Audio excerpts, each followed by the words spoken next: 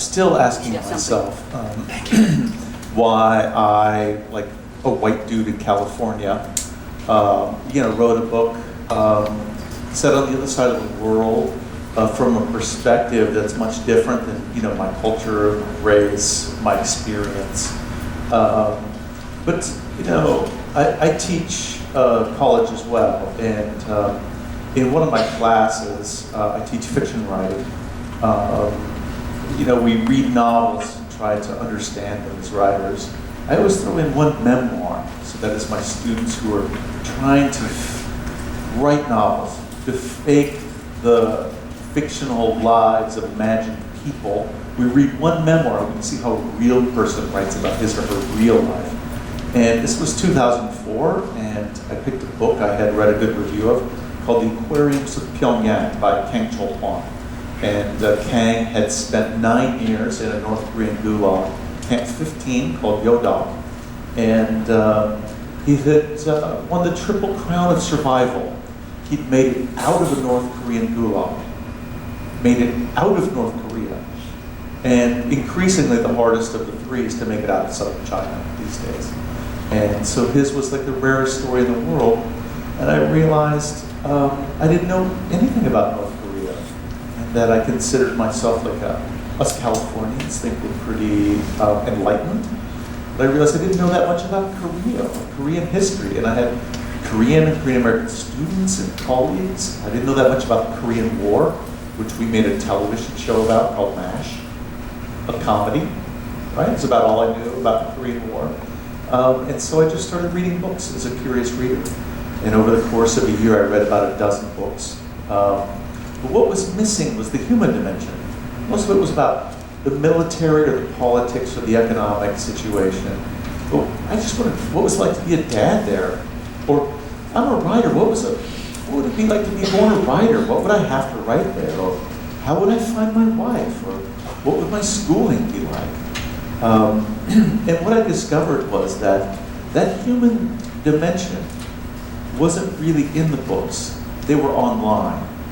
And so NGO workers, aid workers, Christian missionaries were going along the Yaluatuman River interviewing defectors. And those very human stories were there for me to find. That really kind of changed everything once I started reading the stories of average North Koreans who escaped. Oh, fantastic. What we understand, most of us from North Korea, is what they say about themselves through their propaganda. And the propaganda to our ears is often absurd and like a circus, almost funny. But in contrast to what's happening there for the people of North Korea, it's really a very different thing. Would you like to share, just to give us a taste of your novel, especially for those who haven't read it, something with the propaganda voice? You have many voices in your novel, but the propaganda voice is a delightful one and a powerful one too. If you could read the first part of your book and talk about that for a moment. Sure, I'd be happy to. There are 3 voices in the book. One is kind of like an average citizen named Jung-do, who gets kind of swept up into the system and ends up taking a large tour of North Korea, eventually meeting the dear leader Kim Jong-il, who's a character. When Jung-do runs afoul of the state, he's interrogated by another person, another character, to get his story.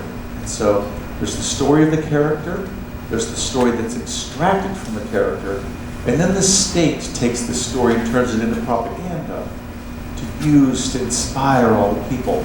So it's one experience told on 3 different levels, and anything of value in North Korea is turned into propaganda. So this is just 2 pages. It only took me 4 minutes to read at the beginning of the book.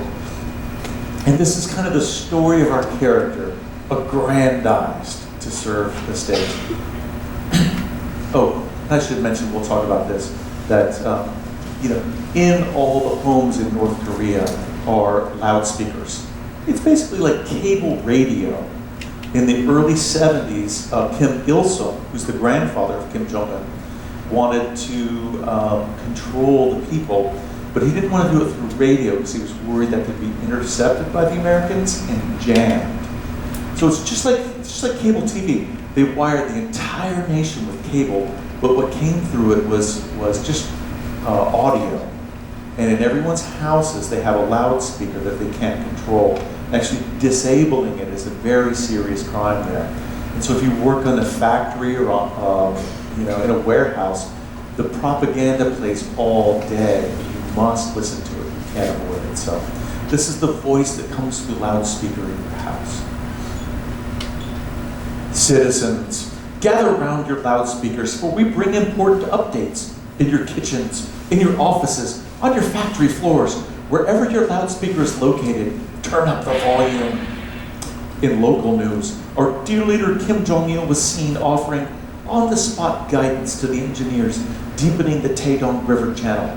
While the dear leader lectured to the dredge operators, many doves were seen to spontaneously flock above him, hovering to provide our Reverend General some much-needed shade on a hot day.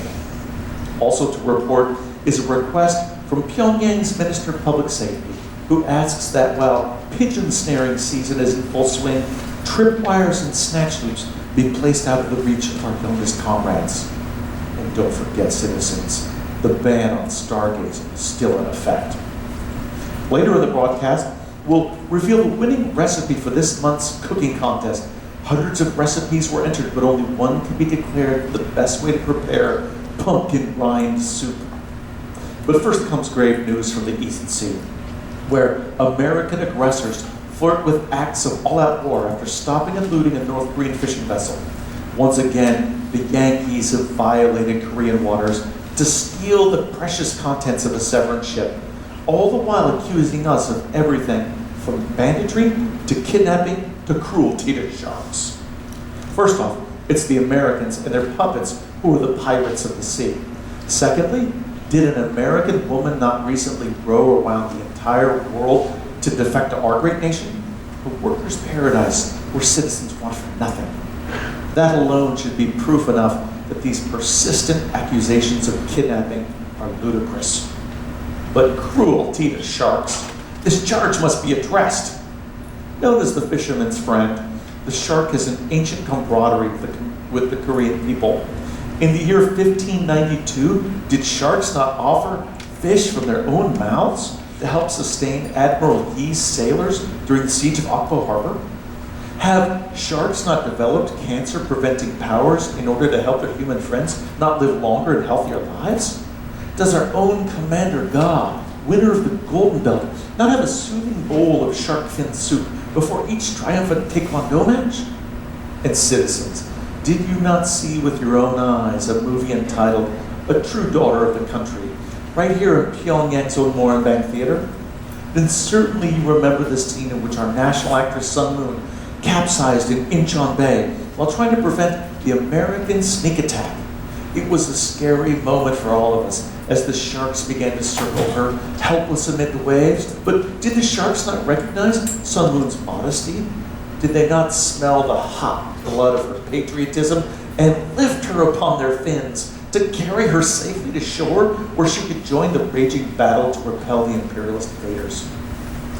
By these deeds alone, citizens, you must know that the rumors swirling around Pyongyang that Commander God and Sun Moon are anything less than utterly in love are baseless lies.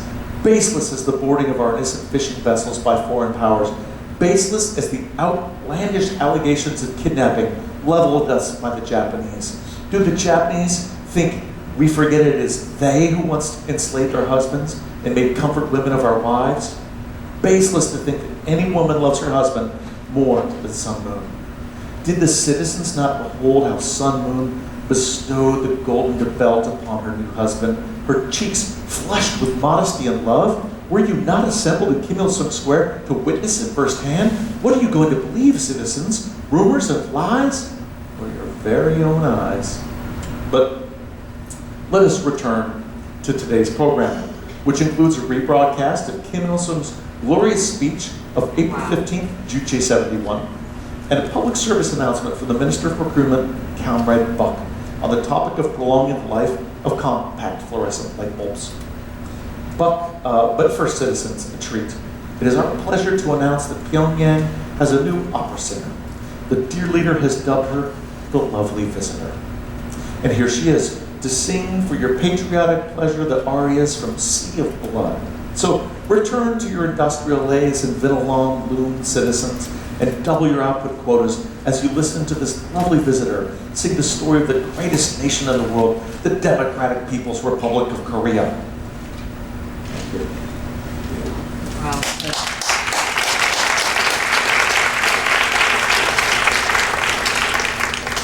I love how, as readers of your novel, we have to enter into it through that voice. We make a third-person limited narrator who follows our protagonist through the story, this Jun Do. But that propaganda voice introduces us to the story of the characters that we're going to be meeting. And so, could you talk a little bit about how you developed those different voices and the choices that you made, with the idea that we understand how is it that the people there, understanding only this narrative, can understand themselves or struggle to understand themselves, which I think is a central conflict of your novel. Well, this is a very complicated question. It requires a lot of context, probably. I'll say that, when I first started reading the narratives of real North Koreans, and just, from Palo Alto, California, I would sit at my computer, and in that way I could meet, North Koreans. There was also a facility in South Korea called Hanawon, in which all North Koreans must go and live when they finally make it to freedom in the South. But another thing was the discovery of propaganda. I realized that the North Koreans are very invested in putting their views out into the world, their Juche theory and Songun policy, and they translate all of their works into all the languages in the world, downloadable on PDF to your Kindle reader. And you can actually go to a North Korean website and download great works of Kim Il-sung in Icelandic, So I started reading their own version of things. And I realized that their daily newspaper, the Rodong Sinmo, which means the Workers' Party paper, was translated into English every morning. And so for about 6 or 7 years, the first thing I did every morning was read the news out of Pyongyang. And when I first did, I read that section, most of that was taken straight from the North Korean propaganda. And when I would first read news articles about, I do remember the moment I read a story about a flock of doves flying over Kim Jong-il to give him shade on a hot day. And I wondered, could human beings believe that? I mean, the North Koreans are just as smart as we are. They're not fools. They're just the same kind of human animal we are. And I've never seen a dove decide to give someone shade to recognize the greatness of someone. So I wondered, what was it like when they encountered that? And of course, there were news stories about, when Kim Jong-il walks past the snow, what happens? It melts. What happens when he walks past flowers? They bloom. Right? So I'm like, is this news? How does this work? But more troubling, there were stories like, citizens, it is kelp harvesting season. Everyone go to the beach with your jars to gather kelp. And these were my first signs that the famine really was still looming at this point. The people were really in trouble. And there were these stories like, it's chestnut harvesting season, So you can learn a great deal of truth, through the propaganda about the situation there. And over the years, I think I became pretty skilled at it. But to answer the question, there's a lot of context that's needed to understand North Korea, and I had two choices. One was to just keep explaining everything that I went, and just be like, by the way, the reason there are loudspeakers in people's houses is because of an act from Kim Il-sung in 1973. Or I could go the other way and explain nothing. Nothing. And just act like everyone had loudspeakers in their houses. And to disorient you, and to make the reader in the West become a North Korean and obey all these strange things. And There are all these weird things. I mean, to defamiliarize everything you know about the world. And that's what I try to do. To put you in a place that would seem alien, and hopefully by the end of the book, North Korea kind of makes sense to you. That was my goal. And you're very successful with that. And you're very disorienting when you introduce a character who is born to an orphaned master, who is, or seems to have been, the son of someone who looks after orphans who are the lowest cadre of society outside the camps, it seems. And he doesn't know his mother, he doesn't know his father, and you've introduced a world where intimacy is forbidden on many levels, or unknown to these people, intimacy with anyone other than the dear leader. So it's very disorienting, because our most basic relationship that we have with our parents has been deprived of this figure. Could you speak to family relationships and how you develop them in the book? Certainly. I did a lot of my research online. You called me an expert earlier. We probably know so little about North Korea that anyone who became obsessed, decided to study North Korea kind of night and day, in about 5 years could know as much as any so-called expert. So, if you haven't gotten mad. If you haven't gone mad, so you too could become an expert. I don't know if there really are any experts on that topic. But the first person I met in person to interview, who was born in North Korea, had been an orphan. And he told me just his human story about what it was like to suffer there, to endure there, no one to look out for him. It was at the beginning of my writing process, and it was just so heartrending, this story. And of course, this is a problem in North Korea. There's a stigma to adoption there. There unfortunately are a lot of orphans because of the famine, and there are just these, government-run warehouses where children are raised until they can go into the military. And the idea that you're going to get adopted, I don't think is even. It's not an orphanage like we would think it is. The only thing I knew from the beginning was that I was going to have someone who had this experience at the beginning. But also it came to really become a metaphor for the entire country. That the dear leader is, set up as a parental figure, a patron for the whole, a patriarchal figure for the whole country. But really, this central fatherly figure, whether it was Kim Il-sung, Kim Jong-il, or now Kim Jong-un, really couldn't care less about most of the millions of people.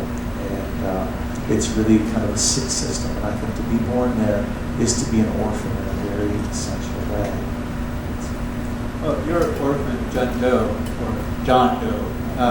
is someone who needs to accrue an identity as he moves through the book.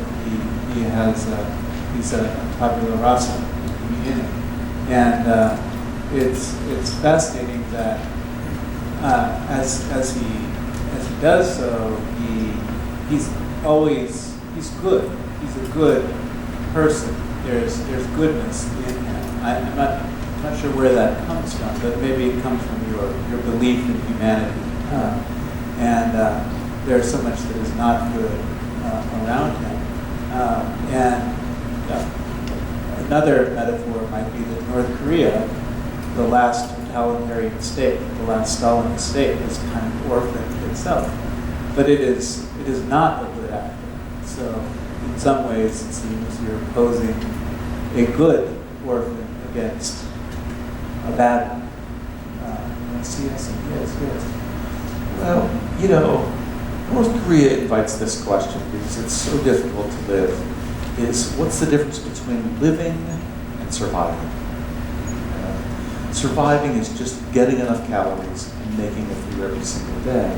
But here in America, we're invited to live, to have a life of meaning, right? That fulfills who we feel we are on the inside. As someone who, you teach literature, and so do I, narrative fascinates me. I really had to question our Western standard narrative by looking at North Korea. And I think as humans, and in the stories we tell ourselves about our lives, we have a pretty clear model for who we're supposed to be and how we're supposed to live. It starts like this. You're born, right? And you're supposed to go down a path. And at the end of this path, you're supposed to imagine your best possible self. You're all at college right now, so you're doing that, right? Aren't you trying to imagine yourself as a doctor or a lawyer or an innovator or someone who's going to help others or whatever you want to be? Everyone teaches you to dream, to imagine yourself, and to move toward that path. But there are different possible paths. You're supposed to, of all those, say, I want to be a park ranger, the environment, and educate people. And so you take steps, right? You go get a degree, you apprentice yourself, you do an internship, you go out into the woods. So here are all our novels and movies. We go down a path of self-improvement that leads toward change and growth and discovery. We encounter obstacles, and we overcome them. We engage in conflict. We look inward. We seek help from others. And we finally reach this point where our dreams are achieved or not achieved. But we've grown. We're not the person we were when we started because we've gone on a journey inward and outward. And here, we're a different person. And we have a different understanding of life. In North Korea, the story is just the opposite. There is one central character in that country, and it is the dear leader. And here I am not joking. And then there are 23 million secondary characters. And what they want out of life doesn't matter at all. They're actually supporting figures, cast members, to help glorify the one person there. And if you have to run out a machine gun and die for that person's glory, well, that's your role in the story. And actually, what you want out of life not only doesn't matter, it could be a hindrance to your survival. And defectors talk about people from, the heads of their provinces or from Pyongyang coming into their schools when they're children to ascertain their aptitudes. And they're sent down different paths. You're going to be a fisherman. You're going to be a ballerina. You're going to play the accordion. And that's it. You better do great. Sometimes they say, you're going to work in this factory until you die. That's all there is to it. So what you want is actually a hindrance. Communicating your own personal feelings is dangerous and can be used against you. People are trained not to imagine themselves. And if you watch any of the videos of defectors online, you'll see they really struggle with the concept of the future. They're just trained that there's no value in imagining the future. And the idea that there are different paths, this is an epistemological notion that there are different possible paths in life is a new one to them when they get out. And the idea that they decide which road to go down seems to take years to really wrap their heads around. It's just, let me just say this one thing before I'm rambling too much. This notion of freedom that we take for granted and which is new to people who make it out of North Korea is a really complex, complicated thing. Imagine if someone handed you a few sheets of paper and said, define freedom. You would really struggle with that. It might take you days to write that essay. What exactly does that abstraction mean? We absorb it in so many different levels, and we take it for granted, but it's a really difficult idea. So, the idea that, we could live in a world of choices, and that we're at the center of our own lives, that we live in a world of 300 million individuals who are each the most important person in their lives. And it's true, isn't it? It's about you, right? You love your girlfriend, your boyfriend, but it's about you. It's laughable, but every one of us believes that. It's a strange American thing. Someone's phone is going off. I hate that. It's just such an insulting embarrassment.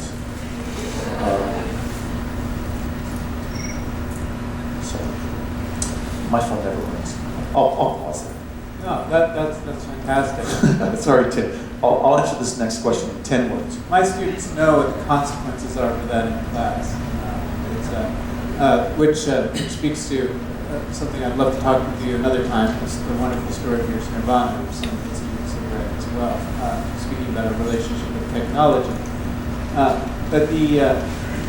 Have you heard the news out of North Korea just yesterday? It's in the papers today. There are state-sponsored protests happening on the streets of Pyongyang, not of course against the dear leader Kim Jong-un or the North Korean government, but against the United States and the followers of the United States, which is the rest of the world, because the United Nations has developed a resolution for the first time which accuses the leadership of North Korea for human rights abuses. It's ironic that the birth of North Korea is the same as the birth of the Universal Declaration of Human Rights, but this has never happened. So this is an ongoing horror show of a proportion of the Holocaust that has been going on for so many years with so little attention. What do you have to say about this? I think you're familiar with the Human Rights Commission, and I'd like to speak to that for a moment before we get to questions. Sure. Well, I will say that there are more dangerous places in the world than North Korea. If you just look at the Congo, the ongoing decades-long tragedy of that place, many more people have died there than in North Korea. You can look at Syria. I mean, we could probably have a contest for some of the more troubled places on Earth. What's troubling about North Korea is which is absolutely unique about it, is that it's a psychological experiment. I think it's the most cruel psychological experiment ever conceived by humanity, in which millions of people have been deprived of the basic knowledge they would need to construct themselves. And so the question is, who are you in the absence of the most fundamental ability to engage the world on your own? So Have access to be treated as a human being, have dignity, security of person. the North Koreans, when they get out, they see many things that seem very bizarre to us. But when you talk to defectors, what surprises you is that they want the exact same things we want. Safety, security, a better future for their kids, an ability to make their own way in life, things they have never had. It's hard enough for us to do them with all the opportunities here in America. Imagine how difficult it is for them to start at zero when you're 30 or 40. Barbara Demick in her book talks about her book is called Nothing to Envy, which I highly recommend. She spent many years interviewing defectors, and she came to the conclusion that the most successful defectors were middle-aged women. That older men were just inflexible, and they just could not handle the free world. And that young people were so shattered and betrayed by what they discovered. Basically, that everything they learned was a lie, that they became angry and often non-functional when they made it to South Korea. But it was women who were the most flexible. So, by talking to people, and when you talk to women who have defected, I think you can really see what we have in common. In terms of this UN High Commission on Human Rights, I'll have to say this, that this is 6 decades in the making, 6 decades of willful disregard for the well-being of the citizens of North Korea, and it's probably just because it was Kim Jong-un's watch, that this came. I will say that I think Kim Jong-il died in December of 2011, and I had been writing a book for many years and really caring about North Korea, but in the American media, the portraits I saw of North Korea were of a clownish nation, of a crazy place, of an evil place, of a mad place, and there were lots of jokes about it, Team America World Police, where the Kim Jong-il puppet sings "I'm so lonely," you know. It's funny. It is funny, but Excuse me, are you saying there's propaganda in our country as well? yes. I'll say it was a difficult place to really know something about, and it was easier to just know very little and to make fun of them. And the truth is, no one would ever make fun of Rwanda. You'd never hear a joke about the Rwandan genocide. You might meet a Rwandan one day, like I have. But the truth is, North Koreans don't hear the joke. They can't respond freely to anything. And you're probably never going to meet a North Korean. Even if you live in South Korea, you have to go out of your way to meet a North Korean. So we've been free to not take the place seriously. But with the death of Kim Jong-il, I think the world started asking, what is it like to be there? What is it like to be a human? A question I've received 100 times, 1,000 times, is when Kim Jong-il died, were the North Koreans really crying, or were they faking it? But isn't that such a Western American question? Remember, we come from a world where there are paths. We can be a Republican or a Democrat. We can choose right from wrong. We can say, I like this, I don't like this. A North Korean can do none of those things. And weirdly, in North Korea, the faith and the truth become folded in a way. They become joined into one that we can't wrap our heads around. When the North Koreans come out, they don't understand the choices quite the way we do. But we have to, but they try. We have to try to imagine a world in which the lie and the truth aren't different. The dear leader is the only person keeping you alive, and he is the person who's trying to kill you the most. Right? Those two are one in a way you have to try to understand. So I think we've been trying to understand them more in the last few years. And a part of this is caring about them. And a part of that is this commission from the UN about human rights in North Korea, which is basically almost an indictment. It's going to be a tool probably to try Kim Jong-un at The Hague as a war criminal in absentia. And he has not left North Korea since he's taken power in 2011. So he hasn't met a head of state. And no head of state will travel to North Korea, not even from China, to meet him. Imagine a world leader who doesn't know another world leader at all. Right?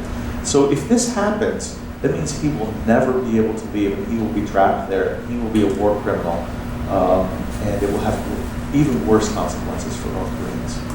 Of course, he's threatening Japan with baptism of fire, of course. So North Korea is a dangerous place, a nuclear armed state. If I can turn it back onto, before we go to questions again, to what does, you talk about this marriage of the real and the fake. Isn't that something that's part of our experience too? Isn't this American dream story, which you were saying is part of the glory of living in a free West, part of the Western narrative? Isn't it also another marriage of the real and the fake? Where we convince ourselves that we do have this kind of opportunity, the rags to riches story, which I bring to my students and get them to critique. Isn't your book a critique of us as well? Well, to live in North Korea is to be way out at the edge of the range of what's possible as a human. And by looking at the margin, by looking at the edge of what we're capable of, I think we can see ourselves in the center in a new way. So I will say that there is, of course, propaganda in America. I started reading about North Korea in 2004, and that's when our former president, George W. Bush, and his Republican Party initiated legislation called the Healthy Forests Act. Do you think that helped trees or hurt them? It allowed increased logging, but it was called the Healthy Forests Act. It's Orwellian, isn't it, to name something its opposite? He also promoted legislation called the Clean Skies Act, which increased the limits of pollution for power plants. So really, when you name something the opposite, that is North Korean right there. And we do have this story that anyone in America can become president, right? But we know that the system is rigged against us by billionaires and politicians and corporations, and it's actually very difficult to get ahead. I will say, an interesting comparison between North Korea and America is that what's happening here on a different scale is happening there. And that Kim Jong-un, to stay in power, is catering to the elites in Pyongyang. And he is giving the elites cars, freedoms, their own rules, carte blanche to do whatever they want. But in a world with limited resources, that means the already hungry peasants in the countryside, the millions of people who are living out there, get even less. He knows that those people don't vote, that they don't help him, he doesn't care about them. So in North Korea, the rich are getting richer on a huge scale, and there's a small percent of people in Pyongyang that are super elites, and the poor are getting poorer. And I wonder, how long can it go on? How much can people endure? And why are we tolerating that here as well? Nobody makes us work in a factory under threat of death. But think how many people have to have 2 jobs, or 3 jobs, and work night and day, parents, just to survive in a very basic way. Our system, of course, really can't be compared to that one. But there are opportunities to look at ours freshly. And the beauty of your book is that your protagonist may not achieve great material wealth, but he does achieve full personhood and dignity and love and intimacy. And don't want to give away the ending, but There's 3 endings. One of them might be happy. Right. I'd like to open up the talk to the rest of the audience here. If you've got any questions, I know we have film students here, and we have lit students, and philosophy students, and ethnic studies students. Anybody with a question that comes from your subject area? We've got runners who will be bringing the mic to you. And hurdlers, I see there's an obstacle there. There's one up there, I see. Can the mic's on? It's really amazing to see so many people care about North Korea. Honestly, just a few years ago, I don't think this room would have so many people here. It would have been a place that we knew not that much about. But it's like one of the travesties on the planet Earth right now, and it really warms my heart to see so many people taking interest. Yes, sir. Hi, thank you, Adam. This is amazing. I'm not too familiar with the North Korean stuff, just been getting into it recently. Just had a question for you real quick. I know Kim Jong-un and all those leaders are put to like a godlike state, and people bow to them and all these things. But is there in North Korea a general religion, or is there any religion at all there, or anything besides praying to your leader over there? I'm not too familiar. Can you answer that? Yeah, that's a great question. What is the state of religion in North Korea? Well, if you look at the most religious places in the world, there's probably a lot of them that are far higher than America. A lot of Islamic countries, Christianity in Africa is very, very, very high. Christianity in South Korea is tremendously high. I think like 85% of South Koreans attend church every week, which is, imagine if that happened here in America, right? But North Korea is based on the socialist communist model. It began really with Marxist ideology, which is an atheistic system of viewing the world. It's a more scientific, supposedly, system of viewing the world. In the 60 years since kind of communism was brought to North Korea, how to wrap your head around North Korea? Let me just briefly look at the last century of North Korea. if you look at the Korean peninsula, it's kind of shaped like this, right? There's the DMZ's in the middle. There's the north is kind of shaped like this, and the south down here. The Japanese invade, in 1905 and completely subjugate the Korean peninsula in 1910. And for 35 years, absolutely dominate North Korea. Japan was, inventing a world model of domination and had an empirical system. And in the system of empire, they needed labor. And so the Japanese came to Korea. They made Koreanness illegal. They made Korean language illegal, Korean music, Korean art, Korean literature. They brought Japanese teachers in. They changed everyone. They gave them all Japanese names. They imported 800,000 Korean men to Japan as slave laborers. So it was a very dark time for Korea. Then you get World War II, right? Which is a dark episode. Then afterwards you get partitioned by the superpowers. So America was kind of coming across the Pacific from this way, and the Russians were coming across this way to destroy the Japanese. And where they met was in Korea. And already the Cold War was brewing, and it was going to be the Russians or the Americans who were in charge of Korea. So what they decided to do was split it in two, the 38th parallel. And the Russians controlled the north half, and the Americans controlled the south half. And they installed Kim Il-sung as kind of a communist leader, and we had a, not too great leader in the south. But so, from the beginning, Russian ideology was in control of North Korea, and the Russian state at the beginning was an atheistic state. So all the churches that had been in North Korea were destroyed. There's an interesting book about the missing churches of North Korea. And since then, things such as having a Bible in that country are very serious criminal offenses. And we even saw an American who took a Bible and left it in a restaurant, was arrested and detained there for months. So they're very afraid of another model other than that the dear leader is the greatest person in the world.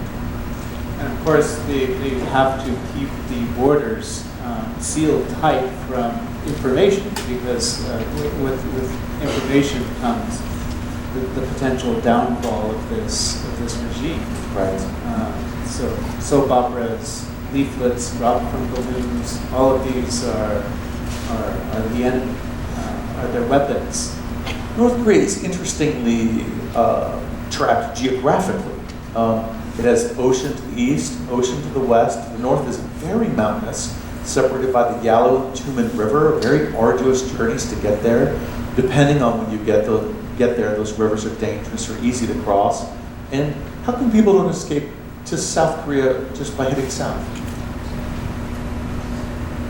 What's that? Minefield. Minefields, that's right. The Americans won't say how many mines they put in the DMZ. It's probably about 10 million landmines. And it's the sole reason America won't sign the Global Landmine Ban Treaty, because we would have to take our landmines out of the DMZ. So we've completely cut off what would be the safest route of escape for all of those people. So geographically, they're very trapped and isolated. But technology might be a way to transcend that. I don't know if I answered the question.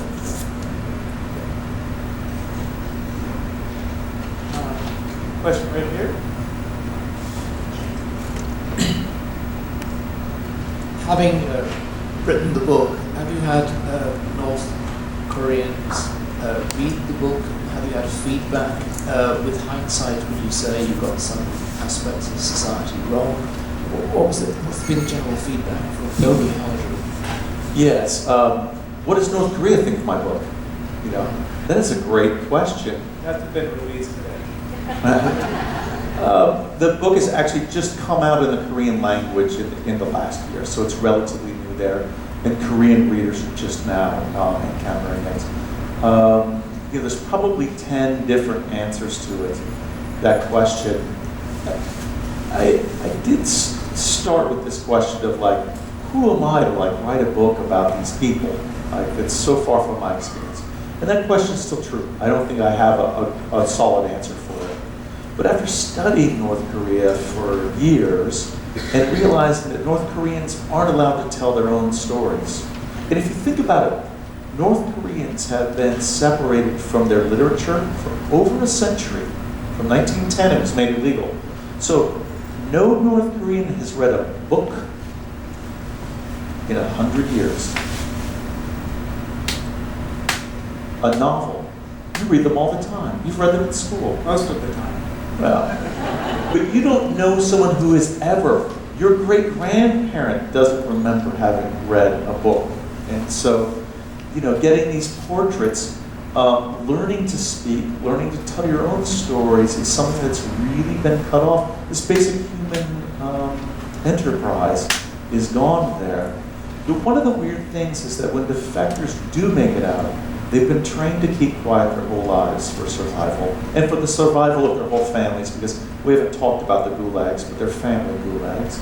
And when they make it out, they're often very traumatized by their experiences. They often have survivor's guilt, because we champion people who make it to freedom, but we don't talk about the fact that the people who pay the price of that freedom are the people left behind, you know? So when defectors make it out, you think, oh God, they're finally going to tell us what it's like. They're the least able to speak to their experience of anyone on the planet, I feel. It takes them years and years and years and the help of other people. And so I often ask this other question, like, who am I to do this? And I'm also like, why aren't more people trying to help tell these stories? Because these people can't right now. I think there will be a renaissance one day in which they finally can have their voice and can tell us. I think in terms of researching the book, almost every detail in it I found from some source, which can't be verified. But I felt pretty confident about the things you see. What I can't ever know is what it's like to grow up in that psychological trap. And that was just my best effort at that. And so, you know, Pyongyang has not sent me a telegram saying, you know, well done, or we're going to kill you. Usually when they kill you, it's a surprise. They just kidnapped someone in Paris, France, this week, and that actually scared me because though they've kidnapped thousands of people, they've never done it in America or Western Europe. So, you know, I don't know where I am on the list now.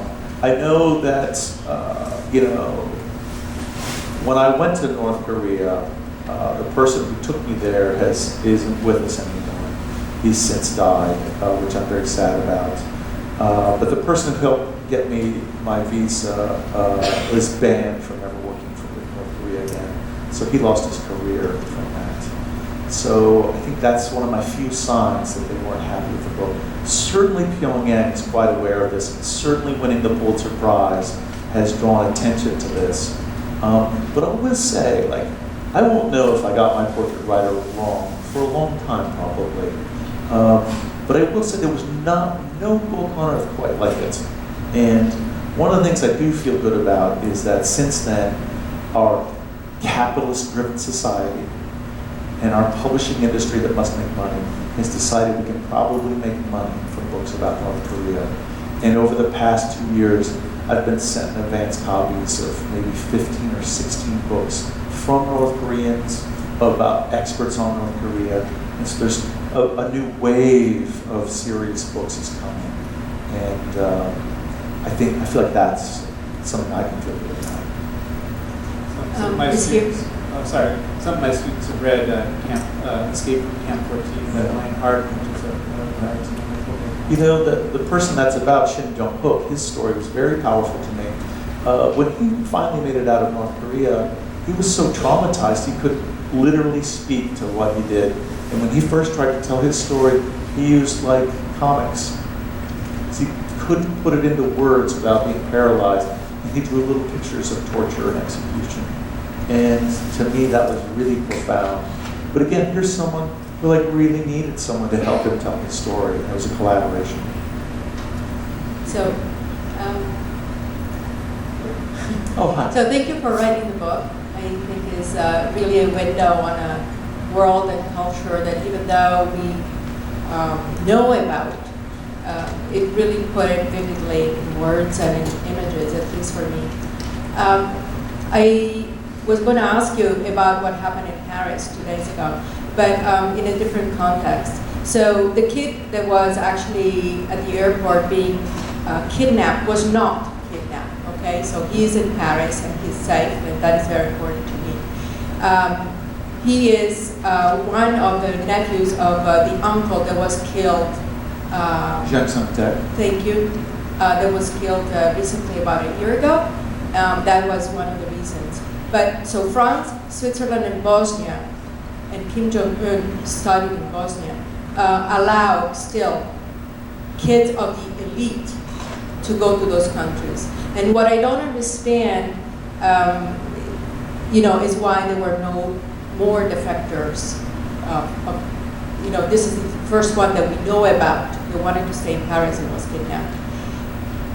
And I want you to have some answers. But the second part is, I met a kid, a 17-year-old, who was actually got out of North Korea. And for him, the biggest challenge, aside from talking about it, etc., was that here we have choices. When you go and buy bread, you don't have one bread. I mean, you have Right. 100, right? And he was like, I cannot understand how you guys can make choices. Okay, on toilet paper, so he was using examples. So why do I have to buy this toilet paper versus this other toilet paper?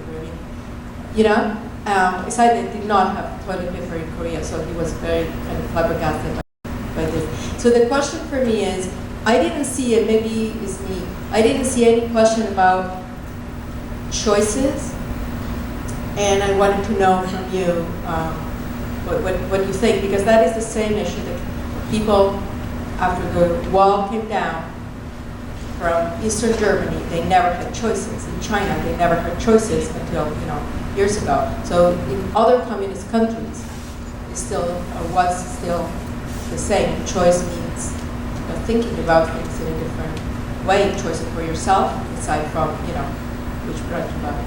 Right. Well, if I understand the first question correctly, it's about, maybe why does the West allow North Koreans to visit and to engage? What? No, well, why don't we engage with the North Koreans that are here, that we know they are here because they come on visa specifically to France and Switzerland and Bosnia, and why don't we engage with them? We know that they are here. Right. And I suppose that they are not captive of their handlers.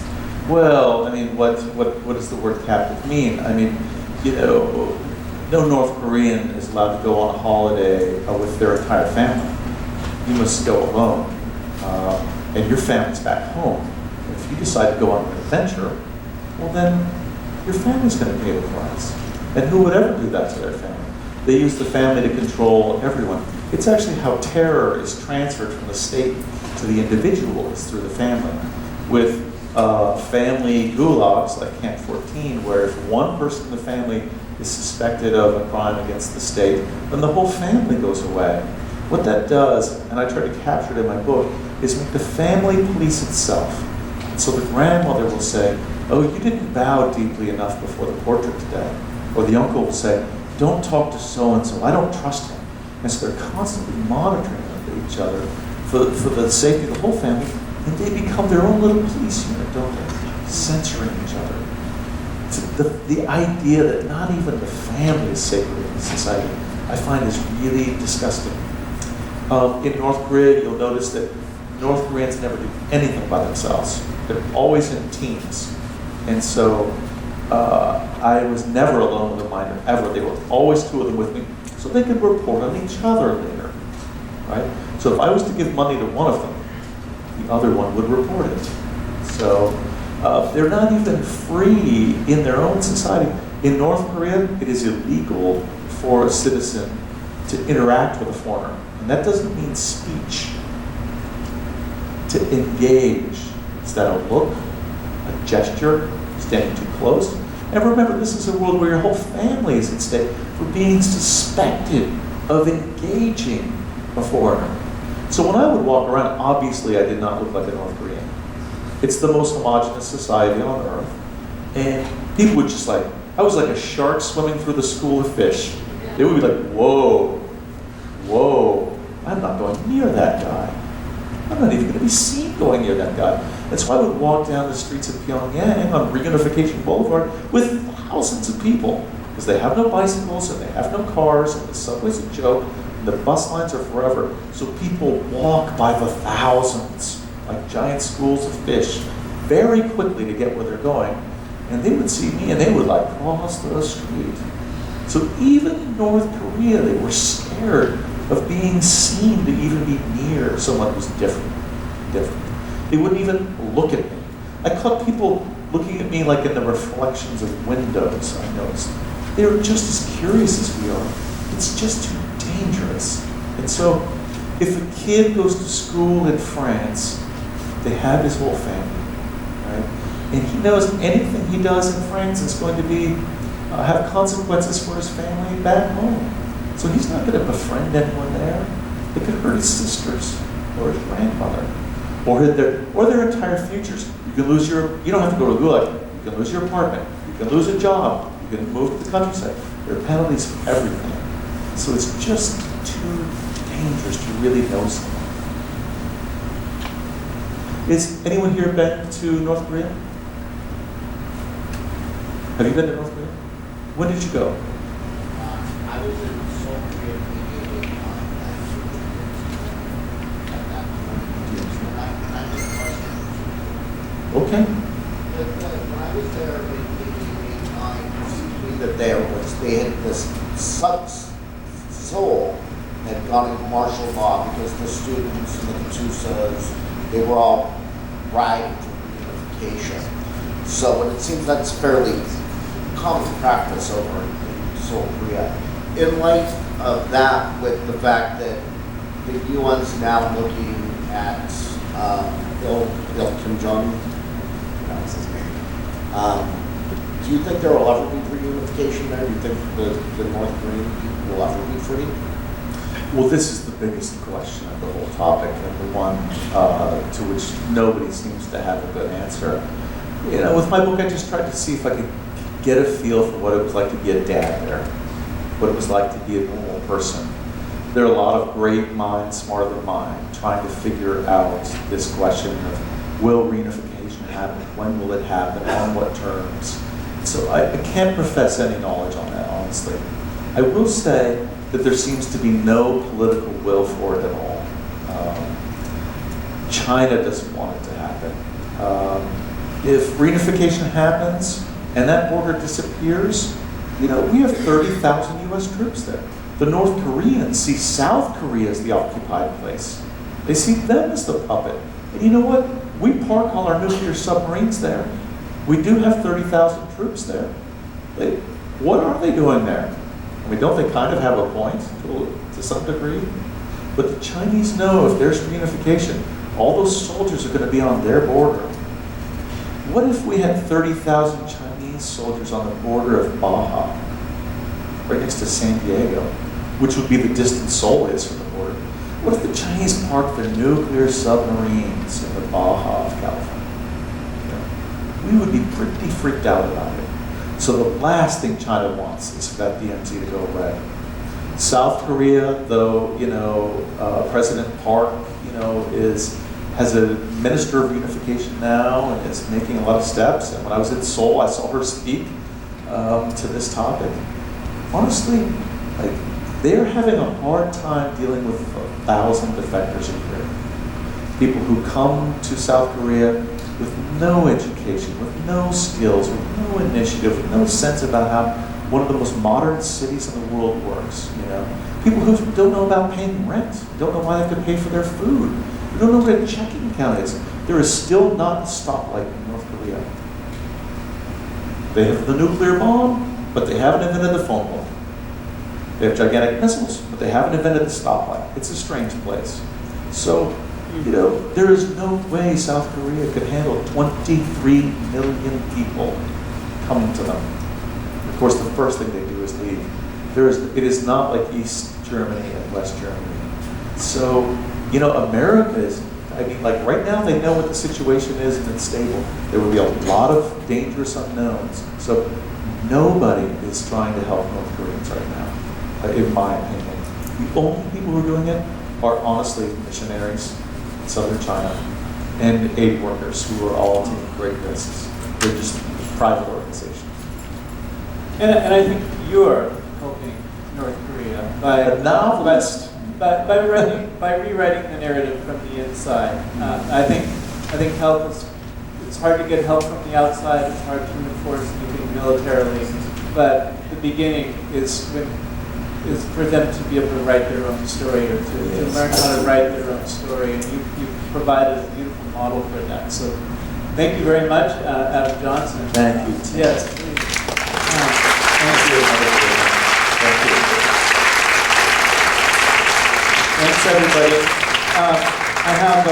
We have two Alpha Gamma Sigma students who would like to introduce themselves, and we have another special performance, and they have some announcements to make. So please stick around. And this is Cody Bustos, and this is My Min. pleasure. Min? Adam Johnson. All right, so thank you again for coming out. That was an excellent lecture, and we really appreciate it. So, I thought Adam did a really great job talking about just the psyche and what happens to a person in North Korea. And I was actually really inspired after my English teacher, Jeremy Wallace, had me go to Stanford for a Ferguson panel discussion. And when I first got there, there was a poetry slam, and I had not really known much about poetry or thought much about poetry. I mean, the poetry I already knew was second grade poetry, and I was completely and utterly blown away. And I've been hooked ever since. So when Tim, who is gone now, asked me what I could do, what our committee for Alpha Gamma Sigma could do, I suggested right off the bat poetry. So here's my take. It's called A Letter to Injustice. I often wonder. I wonder about everything from my bad luck to black holes, and sometimes I wonder if these two things are synonymous. I wonder about the existence of a God or a lack thereof. I wonder where I might find my next kiss. I wonder if I'll ever get to meet Bob Dylan or Richard Dawkins, and even though it's too late for Johnny Cash and Christopher Hitchens, I still wonder. As a child, I once wondered if we were the lost civilization of Atlantis, and the blue sky above us were the oceans, and the clouds were the crashing of waves. I wonder if I'm the first person to realize that if Albert Einstein had a son and named him Frank, he'd be Frank Einstein. I wonder when the next time I will wipe the tears from my eyes from laughing so hard, and then there are times when I wonder about the many who have cried so hard they have wiped the hope from theirs. I wonder if the free world is ever going to wake up and smell neither the roses or the napalm, but the toxic smell of hot plastic as the minds of many are molded into one. I wonder if it's possible to carve the silver lining from around even the blackest of clouds as I melt it down into a single round and I place my mark on the mechanical heart and fire, bang. I wonder if the gears would slip, bang. I wonder if the springs would fall free like confetti thrown over 1,000-story buildings, over the motorcades, as the voices of a species rejoice in parade, relishing in the return of justice from a war nobody thought would end.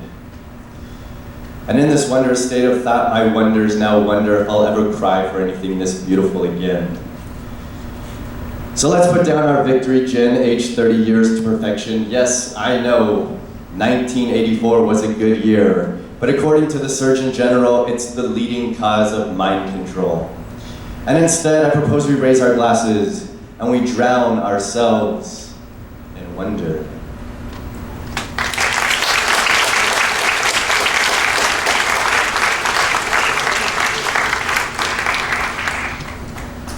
Hi guys, my name is Youngmin Kim. My big brother. And I'm here to give some information about this event. But first, let me introduce myself. I'm from North Korea. No, I'm just kidding. I'm from South Korea. I'm from South Korea, and I went to the military for 2 years in South Korea, and all of the information Adam Jones gave us is quite true, like mostly true. And I want you to have more interest in North Korea, and it will change the North Korea like good way, right? So, lastly, I'd like to thank the following sponsors for this important event: the College of Samteo, the Office of Student Life, the Associated Student of CSM, and the Diversity in Action Group, and the students of Alpha Gamma Sigma.